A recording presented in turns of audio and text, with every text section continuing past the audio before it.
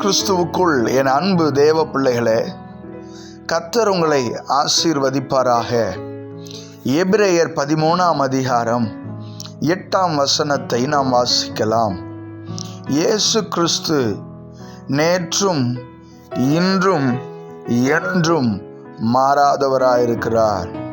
ஆம், என் அன்பு தேவ பிள்ளைகளே, இயேசுவை போல் வாழ விரும்புகிற தேவ பிள்ளைகளே, அவரை போல் நற்குணங்களிலே நேற்றும் இன்றும் என்றும் மாறாதவர்களாக வாழ கர்த்தர் உங்களுக்கு அனுக்கிரகம் செய்வாராக.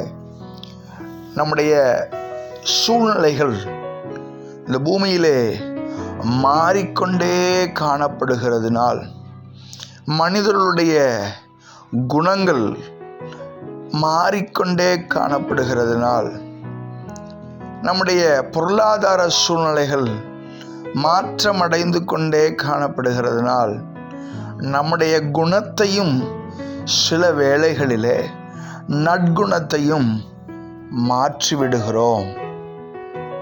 ஆம், என் அன்பு தேவ பிள்ளைகளே, கர்த்தர் இன்றைக்கு நேற்றும் இன்றும் என்றும் மாறாத ஒரு நிலையான குணத்தை, அன்பு நிறைந்த குணத்தை, பரிசுத்தமாக வாழ்கிற குணத்தை, பொறுமையோடு சகிக்கிற குணத்தை, இன்னும் அநேக சாயலை, தேவன் விரும்புகிற சாயலை மாறாமல் உங்களுக்குள்ளாக நிலைவரப்பட கர்த்தர் இன்றைக்கு அனுக்கிரகம் செய்வாராக. கண்களை மூடி நாம் ஜெபிக்கலாம். அன்பும் இரக்கமும் நிறைந்த நல்ல தகப்பனே, நீர் நேற்றும் இன்றும் என்றும் மாறாத தகப்பனாக வாழ்கிறது போல, நாங்களும் எங்களுடைய குணநலங்களிலே, பரிசுத்தத்திலே, அன்பிலே, எல்லாவற்றிலும் எங்களுடைய குணநலங்களை இந்த பூமியிலே காணப்படுகிற மோசம் நிறைந்த காலத்துக்கு ஏற்றாற்போல் எங்களை மாற்றிக்கொள்ளாதபடி எல்லாவற்றிலும் உண்மையான நற்குணங்களை பிரதிபலிக்க எங்களுக்கு அனுக்கிரகம் செய்வீராக. இதை கேட்டுக்கொண்டிருக்கிற ஒவ்வொரு பிள்ளைகளையும் ஆசீர்வதியும்.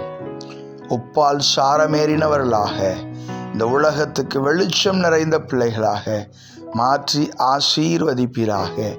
இயேசு கிறிஸ்துவின் இன்ப நாமத்தில் ஜெபிக்கிறேன் ஜீவனுள்ள நல்ல பிதாவே, ஆமேன். God bless you.